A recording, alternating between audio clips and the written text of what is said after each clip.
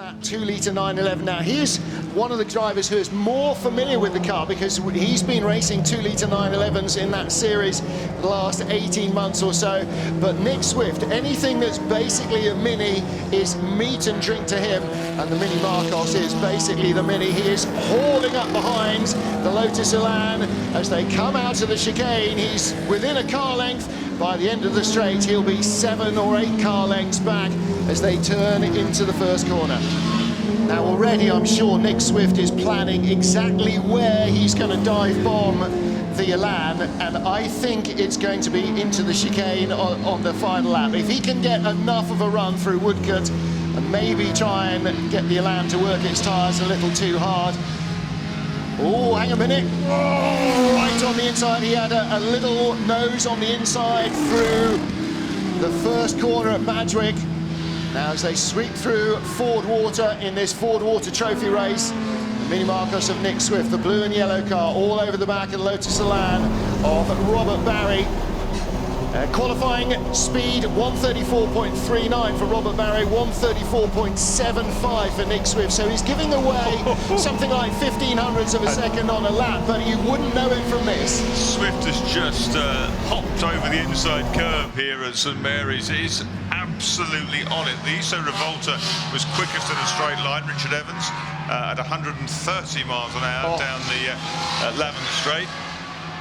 Goodness me, they're probably taking an awful lot of stopping. He probably just gets to 130 and then several hundred metres from the corner is looking for some retardation. It's not a small car and it probably doesn't have the greatest brakes. They'll get into traffic and that's what it may well be that he can gain. There's the Mini Marcos coming up the side of the Elan. The Elans are very, very wieldy tools with that cruciform chassis, the 1600cc alley-headed twin-cam motor in the front. Nick Swift's got a run on the inside and there is traffic in front. Now this is going to be his opportunity, isn't it? When they catch a slower car, the leader is always at a disadvantage. Yeah, the Elan engine will make around 180 horsepower, something like that, which not even Nick Swift, Swift can magic out of a BMCA series, but he's got a lot lighter car. Yeah, he'll be about 40 horsepower shy, somewhere around 138, 140, 41 horsepower from a Swift Tune engine. So he's not giving away an awful lot. As you say, it is a slightly lighter car, and so it'll pick up a fraction quicker, but he's going to have to try and outbrake an Elan. That's not going to be easy either, I think.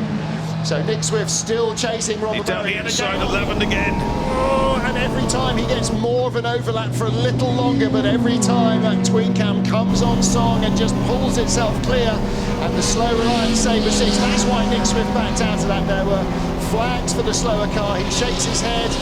This is going to be a frustrating battle, one that he knows is going to be hard to win. That was Daddio they were going by, the red Elite with the white stripes. It's got a Mini Marcos in both mirrors almost simultaneously. Nick Swift is moving around so much behind our race leader, Robert Barrie. Leaders closing in on number 14, 911. Swift Tune, Mini Marcos this time with the inside line again in just the wrong place as they get to St Mary's. Then the road turns to the right and the advantage once more falls to the Elan as they come out of Lavant. Diving inside Peter Gurka there with the Porsche 911 and out onto the straight. Again, frustration for Nick Swift. In fact, before they get with here, he's having goes on the inside. He has a look. Oh, and he has to leap on the brakes, get on the curb because the door was just squeezed in his face. But it is still the Elan just which holds sway going down into Lavant corner for this, the 10th time. This is fabulous stuff, both giving each other perfect racing room. Swift's got even more of an overlap this time as they come out of Lavant. The double right-hander plays to his strengths, but the Lavant straight. Yeah, go on then, son, if you're going, go, says Swifty. He is loving every minute of this. This is why you get into racing. Door handle to door handle with equal or different machinery, you don't care, but somebody who's enjoying it as much as you. This is exactly what you want when you start racing, and Nick Swift all over the back of the Lotus, again down to the chicane, and again there's only room for one car. Yeah, but there's some slipstream here to be had, and you can see the Elan frustratingly goes away and he waves his hand.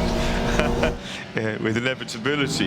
Yeah, but the Lotus again uses that twin cam power to just pull itself back in front. Yeah. Just hasn't got the pace on the straight. No, agility in traffic may... He's gone through the inside here Yes, at he has. Lavin, but agility in traffic may well prove to be the ultimate arbiter if Nick Swift is to win this one. Hand comes out of the window. Go on, son, off you go. He knows the Lotus is coming back under straight line speed. In a race of equals like the Minis race at the members meeting, he definitely knows that he's in a field that he can dominate.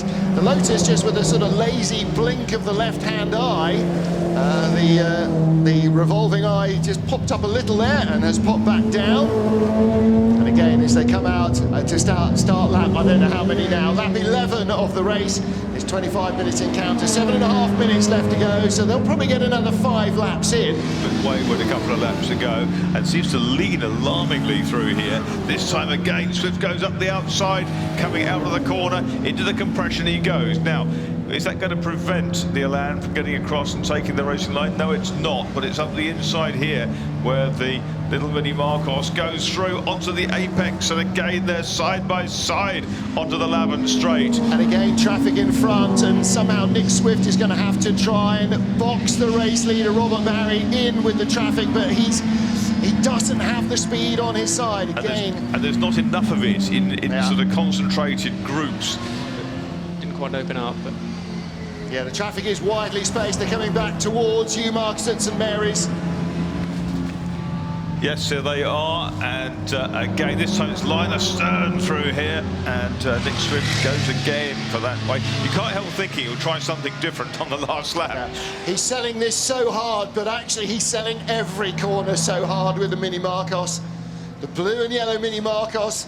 It's working. Leaders back, and the Mini Marcos goes through with the inside left rear wheel off the ground. In the final minute of the race, is this lap 16 the final lap of the race? It will be.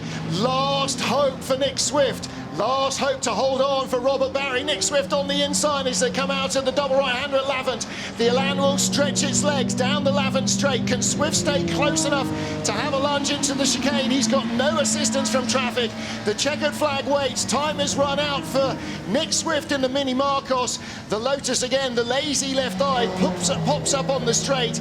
But as he gets into Woodcote, here comes Nick Swift. Is there room for a lunge down the inside? He's going to have a look, but Robert Barrie knows that's coming. He takes the inside line. It's going to be as close as a pocket handkerchief of the checkered flag.